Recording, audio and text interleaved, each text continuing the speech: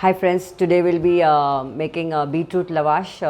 Since I have a lot of beetroot in my kitchen, so I thought of making a beetroot lavash.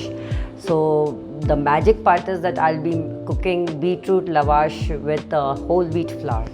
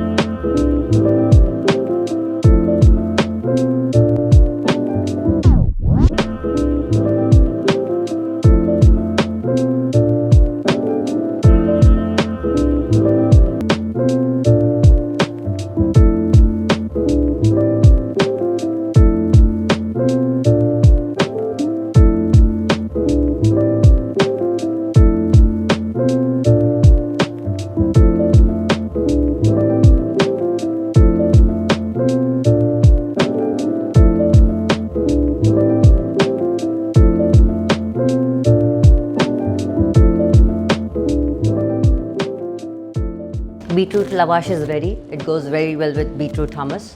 Watch out my previous video for the hummus recipe.